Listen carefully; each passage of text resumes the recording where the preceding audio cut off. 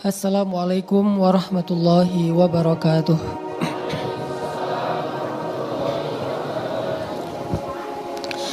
Alhamdulillahi rabbil alamin. Alhamdulillahilladzi ahalla lana syahrun mubarak, syahran ramadan, syahran mubarak. Asyhadu an la ilaha illallah wahdahu la syarikalah wa asyhadu anna sayyidana Muhammadan abduhu wa rasuluhu alladzi la nabiyya ba'dah. Allahumma salli ala sayyidina Muhammadin fil awwalin wa salli ala sayyidina Muhammadin fil akhirin wa salli ala sayyidina Muhammadin fil mala'il a'la ila yaumiddin. Rabbana hab lana hukman wa alhiqna bis salihin. Rabbi shrah li sadri wa yassir li amri wahlul 'uqdatan min lisani yafqahu qawli, amma ba'd. Teman-teman sekalian, jamaah salat Isya dan tarawih yang dirahmati Allah Subhanahu wa taala. Suatu ketika ada seorang laki-laki yang bercerita kepada gurunya, kepada syekhnya. Dia bilang, "Wahai syekh, saya punya seorang teman yang berhutang kepada saya sekian ratus juta. Lalu setelah dia berhutang, saya tidak bisa menagih dan tidak bisa menghubungi dia karena dia hilang kontak. Nomornya ganti, terus dia pindah tempat tinggal. Sehingga saya mencari tentang keberadaan dia, gak ketemu. Cari nomor telepon dia yang baru, gak ketemu. Saya hubungi keluarganya, gak ada yang tahu. Saya hubungi teman-temannya, gak bisa. Pokoknya saya benar-benar kehilangan jejak dia sudah 1 tahun. Padahal dia berjanji setelah beberapa bulan akan mengembalikan uang saya. Tapi tiba-tiba dia hilang jejak. Apa yang harus saya lakukan, Syekh?" kata orang ini. Syekhnya bertanya, "Siapa saja yang sudah kamu hubungi?" Orang ini ulang lagi ceritanya. "Saya sudah menghubungi dia, gak bisa. Saya hubungi temannya, gak bisa. Saya hubungi keluarganya, gak bisa. Saya hubungi siapapun, gak bisa." Kemudian syekhnya balik bertanya, "Apakah kamu sudah menghubungi Tuhannya? Apakah kamu sudah menghubungi Allah?" kata syekh ini. Seketika dia termenung, dia diam, dia bingung dengan pertanyaan ini, dan sekaligus dia kayak jadi sadar. "Oh iya, cuman itu yang belum saya hubungi. Sejak orang itu pergi, saya sudah menghubungi dia berkali-kali. Saya hubungi keluarganya, hubungi istrinya, hubungi teman-temannya, sahabatnya, tapi tidak ada hasil. Satu-satunya yang belum saya hubungi cuman Tuhannya. Satu-satunya yang belum saya hubungi cuman Allah."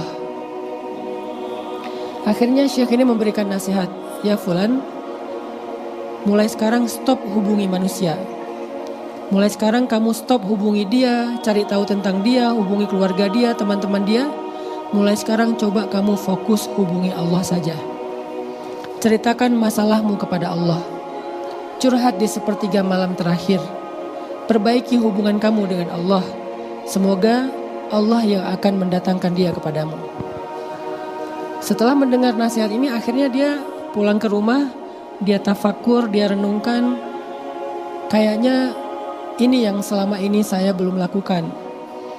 Mulai malam itu dia tahajud, dia perbaiki ibadahnya, dia sholat subuh tepat waktu, dia berdoa, dia curhat, dia wirid, dia zikir. Malam pertama dia tahajud, paginya ada telepon bunyi. Nomornya gak dikenal. Dia angkat, pas dia angkat orangnya ngomong, "Ya fulan,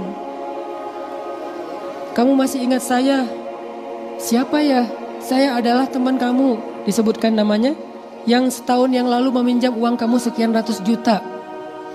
Maaf, saya waktu itu kepepet, saya gak bisa mengembalikan uang kamu.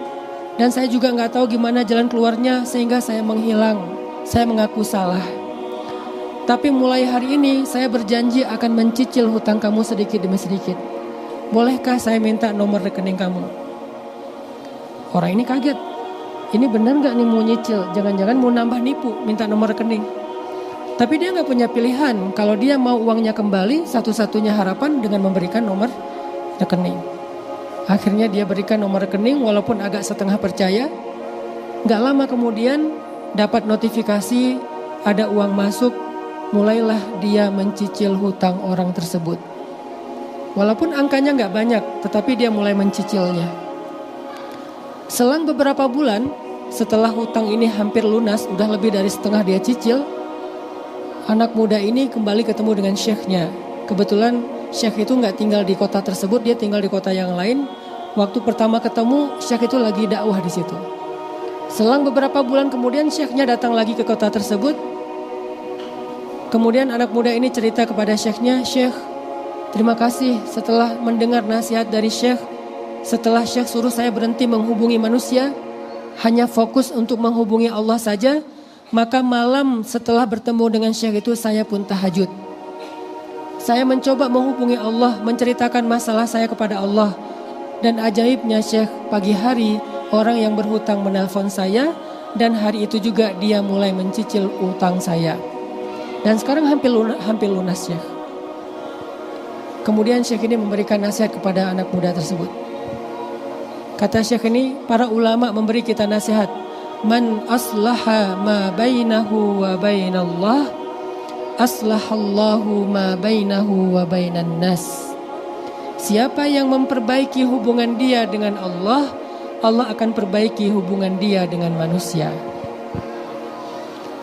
Dari cerita kecil ini, saya mendengar cerita ini di sebuah ceramah dari seorang syekh di Timur Tengah, di Arab.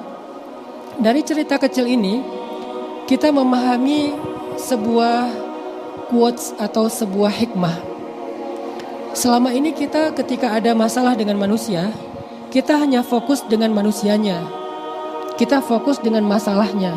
Karena manusia itu sumber masalah. Dia yang buat masalah, tapi dia pula yang kita harapkan menyelesaikan masalah, padahal dia yang membuat masalah. Kita fokus hanya kepada manusia. Ketika suami istri bermasalah, mereka hanya fokus sesama mereka saja. Suami mikirin gimana nih cara supaya istri gak ngambek lagi. Istri mikirin gimana nih supaya suami gak marah lagi. Ketika kita ada masalah dengan orang tua, dengan mertua, dengan teman, dengan saudara, dengan tetangga, dengan teman kerja, dengan siapapun di antara manusia, ketika kita punya masalah, kita hanya fokus bagaimana menghubungi mereka, bagaimana islah dengan mereka, bagaimana berkomunikasi dengan mereka. Kita lupa banyak dari masalah kita solusinya ada di langit, bukan di bumi. Bahkan bukan banyak, semua masalah kita yang ada di bumi, solusinya tuh gak di bumi, solusinya itu ada di langit. Sehingga salah satu hakikat yang harus kita pahami dalam keimanan kita, ketika kita punya masalah dengan manusia, sebelum kita memperbaiki urusan dengan mereka, coba perbaiki dulu urusan kita dengan Allah Subhanahu wa taala. Karena man aslaha ma bainahu wa bainallah, aslahallahu ma bainahu wa bainan nas. Siapa yang memperbaiki hubungan dia dengan Allah, Allah akan perbaiki hubungan dia dengan manusia. Nanti Allah yang akan cari jalan gimana supaya dia islah dengan manusia. Ini mirip dengan sebuah analogi dalam pernikahan yang saya juga sering sampaikan di acara akad nikah atau di ceramah-ceramah. Hubungan suami dengan istri itu, kalau kita bikin grafiknya atau garisnya, itu kayak segitiga sama kaki. Segitiga sama kaki kan? Yang lebih tinggi ke atas.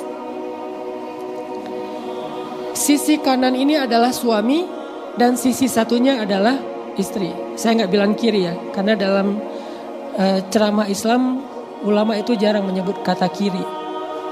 Dulu ketika saya ikut acara audisi tilawah Al-Quran di Mesir, di 2 channel TV, namanya Iqra TV sama Fajar TV. Panelisnya ini kan ulama-ulama Al-Quran nih. Ada ulama hafiz, ada ulama qurra, macam-macam lah. Ada beberapa panelis, 3 panelis lah. Salah satunya Syekh Abdul Hakim, seorang ulama qiraat yang cukup terkenal di Mesir. Syekh Abdul Hakim itu di tengah. Sebelah kanannya ada Syekh siapa, sebelah kirinya ada Syekh siapa. Ketika beliau memperkenalkan panelis, beliau mengatakan, di kanan saya ada Syekh Fulan bin Fulan. Beliau spesialis di bidang ini. Dan saya duduk di kanannya Syekh Fulan bin Fulan. Jadi nggak dibilang kiri. Ini menunjukkan detailnya pemilihan diksinya para ulama. Jadi kalian jangan ngeremehin ilmunya para ulama. Jangan mentang-mentang baru hijrah lalu men-skip ulama langsung kembali ke Al-Quran dan hadis. Emang kalian lebih ngerti Al-Quran dan hadis daripada ulama? Mereka bab kata-kata kayak gitu aja dipilih. Sebelah kanan saya Syekh Fulan bin Fulan, dan saya duduk di sebelah kanannya Syekh Fulan bin Fulan. Bukan di sebelah kiri. Kalau kita kan gampangnya kanan saya Fulan, kiri saya. Kenapa? Karena kiri itu tidak disukai, sehingga nggak disebutkan untuk penghormatan. Makanya tadi saya sebut sebelah kanan ada suaminya, di sebelah satunya ada istrinya. Dan Nabi juga pakai bahasa kayak gitu kalau lagi menerangkan sesuatu. Misalnya Nabi menceritakan orang ini baik, sedangkan ini yang lainnya. Nabi nggak bilang yang ini buruk, tapi ngomongnya yang lainnya. Santunnya bahasa Nabi. Nggak mengatakan ini baik, ini buruk, tapi yang baik dan yang lainnya. Padahal kan yang lainnya itu kebalikan dari baik itu buruk kan. Oke, kita balik lagi ke grafik tadi. Sebelah kanan ada suami, sebelah satunya ada istri. Di atas Allah. Jarak suami dengan istri itu akan mendekat, akan semakin dekat kalau mereka naik ke atas. Semakin mereka naik ke atas, jarak mereka semakin dekat. Semakin mereka turun ke bawah, menjauh dari atas, jarak mereka semakin jauh. Maka itulah analogi hubungan kita dengan manusia. Bukan hanya suami istri. Di antara orang-orang mukmin, ketika ada konflik, ketika ada masalah, sebelum kita islah di antara kita, coba belajar islah dulu hubungan kita dengan Allah. Dan kalau dua-duanya islah ke Allah, naik ke atas, biasanya akan semakin dekat jarak hati mereka. Kenapa? Tidak akan diberikan jarak lagi oleh ego. Karena ego itu dikeluarkan oleh iman. Yang bisa mengeluarkan ego dari hati manusia hanyalah iman. Bukan ilmu. Kadang orang dengan ilmu yang banyak malah makin tinggi egonya. Ilmu, gelar akademis, atau harta, atau good looking, atau ketenaran. Semakin banyak urusan-urusan dunia, walaupun ilmu itu baik, harta itu baik, gelar akademik itu baik, semuanya baik. Cuman hal itu tuh kadang-kadang justru menguatkan ego. Tapi iman enggak. Dan iman ini bukan amal soleh. Amal soleh kadang-kadang juga bikin ego kalau enggak ikhlas. Ada orang yang ngerasa udah lama beramal, udah lama berjasa, udah lama berinfak, yang paling banyak infaknya di sebuah masjid. Dia yang paling ego kan? Padahal itu amal soleh. Jadi amal soleh pun masih bisa dibalut dengan ego. Ilmu bisa dibalut dengan ego. Dan yang lain-lain. Cuman satu yang gak bisa dibalut dengan ego. Iman kepada Allah. Sehingga semakin baik iman seseorang kepada Allah. Dia mendekat kepada Allah. Dia semakin ma'rifah kepada Allah. Semakin kenal Allah subhanahu wa ta'ala. Maka insya Allah egonya mulai terkikis sedikit demi sedikit. Jadi yang membuat suami istri ini berjarak. Itu tuh ego mereka. Gak ada yang ngerasa bersalah. Kalaupun benar-benar gak bersalah, gak ada yang mau ngalah. Kalaupun benar-benar gak bersalah nih, karena biasanya sama-sama salah sih. Suami salah, istri salah, cuman duluan siapa salahnya. Cuman masalah siapa duluan salah, tapi sama-sama salah sebetulnya. Yang sering terjadi kan gitu kan, sama-sama salah, cuman duluan siapa. Kadang yang mancing duluan istrinya, reaksi suaminya berlebihan, salah juga. Kadang yang salah duluan suaminya terlalu lempeng, terlalu lempeng teh, cuek, terlalu cuek. Akhirnya istrinya bete, reaksi istrinya juga salah. Jadi sebetulnya yang lebih sering sama-sama salah. Cuman yang duluan salah kadang suami, kadang istri. Tapi bukan itu intinya. Siapa yang mau islah, siapa yang mau ngalah. Dan itu harus membuang ego banget di hatinya. Yang lebih luar biasanya lagi, kadang kita sebagai anak, ego kita lebih besar daripada orang tua. Kita sebagai murid, ego kita lebih besar daripada guru. Kita sebagai umat, ego kita lebih besar daripada ulama. Kan ini lebih ngeri lagi nih. Padahal ego yang sejajar aja gak pantas, apalagi ego sebagai pengikut. Anak mengikuti orang tua, murid mengikuti guru, umat mengikuti ulama. Karena ulama itu adalah wakilnya Nabi.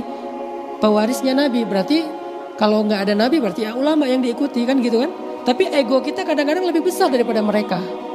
Hanya gara-gara ada 1, 2, 3, 4, banyak sih oknum. Karena kayak tiap hari ada beritanya ya.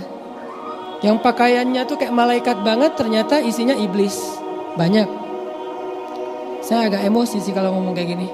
Yang lebih emosi lagi adalah kalau korbannya tuh anak yatim. Itu lebih emosi lagi tuh. Dengan jalan gaya botinya. Kan aneh ya, anak yatim itu kan dititipin sama Nabi untuk dijaga kan.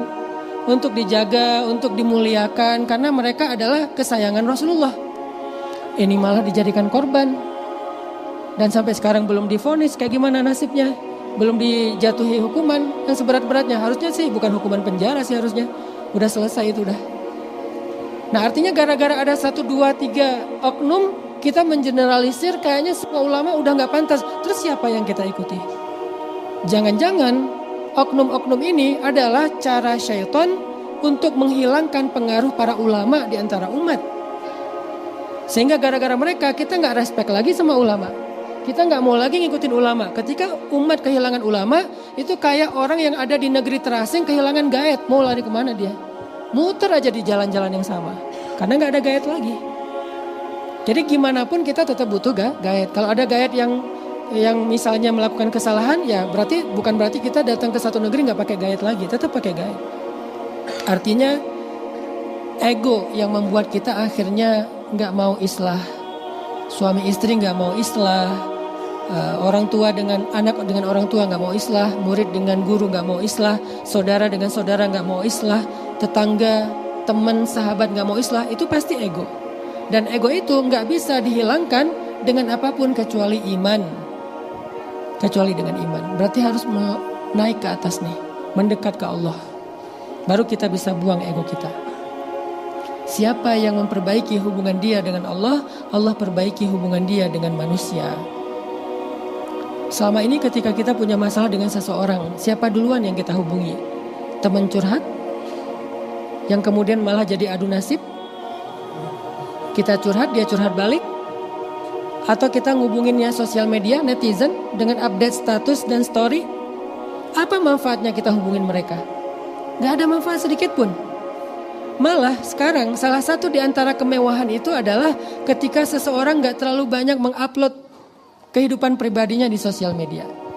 Itu kemewahan. Itu cowok keren hari ini tuh yang jarang posting. Cowok keren, berarti saya gak keren. Emang gak keren sih, jadi jangan ikutin saya lah. Cowok keren hari ini adalah yang jarang posting. Apalagi cewek.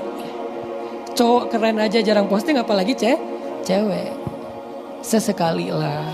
Kita gak bisa skip realitas juga. Sesekali. Tapi jangan yang caper banget. Apalagi cewek jangan sampai pakai 10 filter. Udah gak jujur lagi. Bahkan penelitian di salah satu kampus di Amerika ya. Orang yang memposting tentang kebahagiaannya di sosial media, seringnya, nyatanya, faktanya mereka sebetulnya gak bahagia. Tapi ini gak semuanya kayak gitu ya. Jadi jangan kalian lihat nanti ada postingan siapa, Ustadz Hanan kayaknya lagi gak bahagia deh.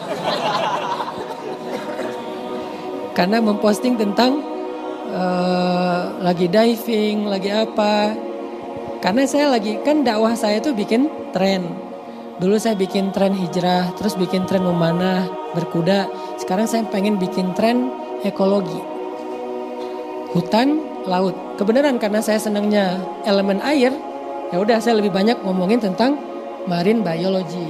Jadi kalau dive jangan yang fun dive tapi scientific dive supaya lebih tafakur. Walaupun gak bahagia sih emang. Artinya bahwa yang pertama kita hubungi itu kadang manusia, netizen lah, teman curhat lah, atau siapa di antara orang yang ada di sekeliling kita. Padahal yang bisa menyelesaikan masalah kita bukan mereka. Mereka tetap baik. Curhat itu penting untuk kesehatan mental, terutama untuk orang yang kita percaya banget dan amanah menjaga rahasia. Tapi yang pertama banget mendengar cerita kita siapa dulu nih? Padahal Nabi Yakub alaihissalam ketika beliau punya masalah dengan anak-anaknya, apa kata-kata Nabi Yakub? Innama ashku bathi wa huzni ilallah wallahul musta'an ala ma tasifun. Aku hanya ceritakan keluh kesahku dan kesedihanku kepada Allah saja. Dan aku berlindung kepada Allah dari semua ucapan-ucapan kalian, perilaku kalian. Itu kalimat Nabi Yakub ketika beliau punya masalah dengan anak-anaknya. Sebelum beliau menasihati mereka, sebelum beliau mengislah di antara mereka, yang pertama mendengar cerita beliau adalah Allah, Tuhan beliau. Gak apa-apa cerita kepada manusia, tapi jangan sebelum Allah, setelah Allah. Ceritakan dulu sama Allah, perbaiki dulu hubungan dengan Allah. Sayyidah Zainab binti Jahsy, salah satu istri Nabi SAW, pernah menceritakan kehebatan dan bukan kehebatan ya, tahadus bin nimah ceritanya. Lagi menceritakan kebahagiaan beliau menikah dengan Rasulullah kepada Aisyah. Kata Sayyidah Zainab, Aisyah, aku dinikahkan dengan Rasulullah itu oleh Allah langsung. Sampai turun ayat supaya Rasulullah melamar aku loh. Kata Aisyah, aku ketika lagi difitnah, Allah ngebelain aku. Sampai turun ayat banyak ngebelain aku. Sehingga semua orang minta maaf sama aku. Sehingga akhirnya Zainab mengatakan, Aisyah, kamu lebih hebat dari aku. Mereka tuh saling ngalah ya, bukan saling mengalahkan. Saling ngalah. Akhirnya Sayyidah Zainab yang ngalah duluan mengatakan, Aisyah, kamu lebih hebat dari aku. Kenapa Sayyidah Zainab ngalah? Karena pengen belajar. Mereka tahu Sayyidah Aisyah ini seorang ulama perempuan. Jadi kalau dengan ulama mending ngalah supaya dapat hikmah. Kalau kita menang dengan ulama, kita gak belajar apa-apa. Kan Sayyidah Zainab pengen belajar dari Aisyah. Kalau Sayyidah Zainab kekeh merasa saya lebih baik dari kamu, ya udah gak dapat hikmah apa-apa. Akhirnya Sayyidah Zainab mengatakan, kamu lebih baik wahai Aisyah. Ajarin dong, kamu rahasianya apa sampai dibela sama Allah. Apa jawaban Sayyidah Aisyah? Ketika tidak ada satu orang pun yang membela aku, termasuk ayahku, termasuk suamiku, Rasulullah SAW, karena aku difitnah, aku cuman curhat kepada Allah. Aku mengatakan apa yang dikatakan oleh Yakub alaihissalam, innama ashku bathi wa huzni ilallah wallahul musta'an ala ma tasifun. Dan aku juga mengucapkan kalimat hasbiyallah wa ni'mal wakil. Nanti kalian baca tafsir tentang keajaiban kalimat hasbiyallah wa ni'mal wakil. Ternyata rahasia Sayyidah Aisyah itu bisa islah dengan manusia, sehingga fitnah yang menimpa beliau itu bisa clear. Dan beliau dibela, ternyata beliau perempuan yang mulia, perempuan yang terhormat. Itu rahasianya bukan curhat kepada Nabi. Bahkan ketika Nabi datang tabayun sama Aisyah, Aisyah gak cerita apa-apa. Kan Nabi sempat nanya sama Aisyah, Aisyah coba ceritain kepada aku gimana ceritanya. Kata Sayyidah Aisyah, ya Rasulullah, kalau aku katakan bahwa itu bohong, mungkin Rasulullah gak percaya. Kalau aku katakan itu benar, Allah Maha tahu itu bohong. Cuman gitu ngomongnya.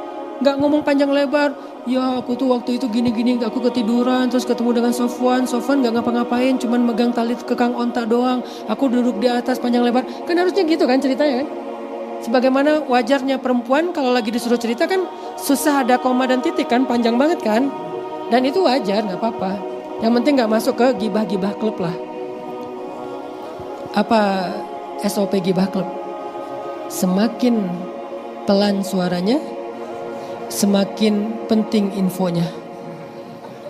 Semakin manyun mulutnya, semakin akurat beritanya. Aisyah harusnya cerita dong, waktu itu aku ketinggalan, aku ketiduran, aku jalan sama Sofwan, tapi aku di belakang, aku gak ngapa-ngapain. Cerita dong, tapi Aisyah gak cerita, cuman ngomong kalau aku katakan itu benar, mungkin kalau aku katakan itu bohong, engkau tidak percaya, padahal itu bohong. Kalau aku katakan itu benar, Allah Maha tahu kalau itu bohong. Ya Rasulullah, aku tidak ingin membela diri. Innama ashku bathi wa huzni ilallah wallahul musta'an ala ma tasifun. Akhirnya besoknya Allah turunkan wahyu untuk membela Sayyidah Aisyah di surat An-Nur, satu halaman full bahwa Aisyah itu tidak melakukan dosa apapun. Dia itu bersih dan suci. Siapa yang memperbaiki hubungan dia dengan Allah, Allah yang akan cari jalan memperbaiki hubungan dia dengan manusia.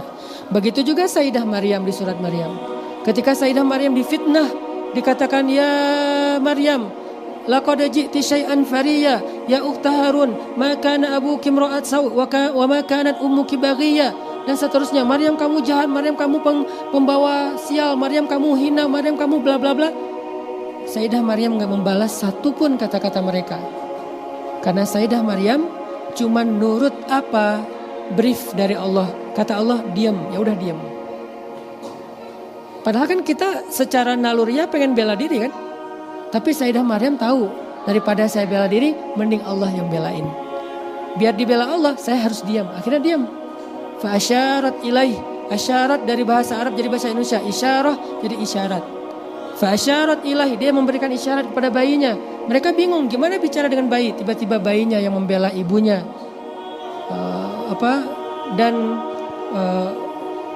Inni Abdullah atani alkitab wa ja'alani nabiyya wa ja'alani mubarakan aina ma kuntu wa awsani bis salati waz zakati ma dumtu hayya wa barram biwalidati. Dan aku disuruh berbakti kepada ibuku, bukan kepada kedua orang tuaku. Itu sebuah pernyataan kalau aku nggak punya ayah, cuman punya ibu. Wa barran biwalidati wa lam yaj'alni jabbaran syaqiyya. Ini artinya bahwa Sayyidah Maryam pun dibela sama Allah, diislah oleh Allah. Maka pertanyaannya sekarang, bagaimana cara kita islah dengan Allah? Teman-teman yang dirahmati Allah Subhanahu wa taala, bulan Ramadan adalah bulan momentum terbaik untuk islah dengan Allah. Kalau kalian punya masalah dengan siapapun dalam hidup kalian, inilah momentum terbaik untuk mencari jalan keluar dari masalah kalian. Dengan cara apa? Islah dulu hubungan kita dengan Allah. Dan Ramadan bulan terbaik untuk islah hubungan kita dengan Allah. Kenapa? Karena semua kebaikan di bulan Ramadan itu dilipat gandakan pahalanya. Yang wajib berkali-kali lipat, yang sunnah seperti yang wajib. Ditambah lagi, bahkan tidurnya orang di bulan Ramadan aja berpahala. Walaupun jangan berarti tidur terus ya. Tidur karena ngantuk namanya orang lapar ya, itu berpahala. Kebayang bangunnya, kebayang zikirnya, kebayang tilawahnya. Karena Ramadan itu membentuk suasana yang menggairahkan. Sehingga Ramadan menggairahkan kita beramal solih. Tiba-tiba bulan Ramadan kita rajin ke masjid. Tiba-tiba bulan Ramadan kita mulai khataman. Tiba-tiba bulan Ramadan malam sholat taraweh 8 atau 20 rakaat. Kalau 8 di masjid ditambah lagi di rumah biar 20. Karena itu adalah sunnahnya para sahabat. Di zaman Nabi menurut hadis Baihaqi ada 2 hadis, hadis Bukhari dan hadis Baihaqi. Hadis Baihaqi ini menjelaskan hadis Bukhari. Hadis Bukhari mengatakan bahwa kata Sayyidah Aisyah, Nabi sholat tidak pernah lebih dari 11. 4, 4, 3. Ya. Walaupun nanti sholat sunnah itu juga ada hadis 2, 2. Tapi hadis Baihaqi menjelaskan ternyata di zaman sahabat dulu ya, mereka sholat di masjidnya itu 8, pulang ke rumah dilanjutkan sampai 20. Sehingga kata para sahabat, kami mendengar suara-suara seperti suara lebah di rumah-rumahnya para sahabat sepulang dari tarawih. Karena mereka biasa sholat 20 rakaat dalam satu malam. Kemudian di zaman Umar, kadang suara itu gak kedengaran lagi. 8 tapi pulang gak ada suara. Itu kita banget ya. 8 pas pulang suaranya suara piring. Lanjutin buka puasa gitu kan. Dulu di zaman Nabi 8 sih di masjid, tapi dilanjutkan suara-suara lebah itu di rumah. Jadi masih dilanjutkan sampai 20. Pas di zaman Umar, namanya juga generasi udah berubah ya, nggak sekeren zaman sahabat. Oh, 8 tetap pas pulang nggak ada suara. Kemudian Umar mengatakan, aku akan kumpulkan mereka di masjid untuk melaksanakan 20 rakaat. Akhirnya dipaksalah di masjid 20 rakaat. Setelah itu Umar mengatakan, inilah bid'ah yang paling aku suka. Artinya bid'ah karena di zaman Nabi nggak kayak gitu, tetapi Umar suka karena nggak salah. Karena yang definisi bid'ah menurut ulama itu adalah sesuatu yang dibaru-barukan dan menyelisihi sunnah. Bukan sesuatu yang dibaru-barukan titik, bukan. Yang menyelisihi sunnah. Kalau tidak menyelisihi sunnah seperti Umar, cuman beda tempat saja, maka disebut dengan ni'mal bid'ah hadih. Inilah bid'ah yang paling aku suka kata Umar. Kenapa? Soalnya nggak ada lagi suara lebah di masjid-masjid, di rumah-rumah mereka. Artinya mereka memperbanyak qiyam. Boleh di masjid 8 dilanjutkan di rumah, boleh juga di masjid 20 dilanjutkan di rumah. Kenapa? Karena di zaman setelahnya, di zaman para ulama, terutama di zamannya Imam Malik, Ahlu Madinah pengen menyamai Ahlu Makkah, sholat tarawihnya 36. Jadi makin nambah generasi, makin nambah rakaat. Bukan makin berkurang rakaat. Tapi kan semuanya boleh. 8 boleh, 20 boleh. Namanya juga sunnah, 2 pun boleh. Yang penting jangan ribut, jangan saling menyalahkan. Kalian mau tarawih 2, jangan ada yang menyalahkan. Ada satu masjid tarawihnya cuma 2 rakaat. Udah biarin aja. Salah nggak? Nggak salah. Terus ngapain kita ribut? Orang nggak salah. Kita mau bikin nih Masjid Rohila sholat tarawih Ramadan 2 rakaat. Pasti penuh saya yakin. Tapi 1 rakaatnya 1 juz. Jadi 1 malam 2 juz. Yang imamin cuma bisa Ahmad, Ustadz Adri, Ustadz Lukman. Kita mah amin-amin aja di belakang. Artinya 2 pun gak salah, 4 juga gak salah, 6 juga gak salah. Apalagi lebih dari itu. Jadi tergantung kuatnya kita berapa. Intinya kenapa kita perbanyak sujud, perbanyak ruku, perbanyak rakaat, perbanyak tilawah, perbanyak zikir? Karena kita pengen islah dengan Allah. Pengen memperbaiki hubungan kita dengan Allah. Supaya Allah yang akan memperbaiki hubungan kita dengan manusia. Semoga Ramadan benar-benar kita bisa programkan bulan ini bulan islah saya dengan Allah. Jadi jadikan itu azam kalian. Bulan ini saya pengen islah sama Allah. Selama ini saya udah banyak masalah sama Allah. Dosanya banyak, ibadahnya kurang, dan segala macam lah. Sekarang saya pengen islah, pengen perbaiki semuanya, perbaiki ibadah, perbaiki yang halal-halal dari yang haram. Pokoknya perbaiki hidup kita. Sehingga setelah Ramadan mudah-mudahan Allah akan islah urusan kita dengan manusia. Barakallahu fikum. Yuk kita lanjutkan dengan sholatut tarawih.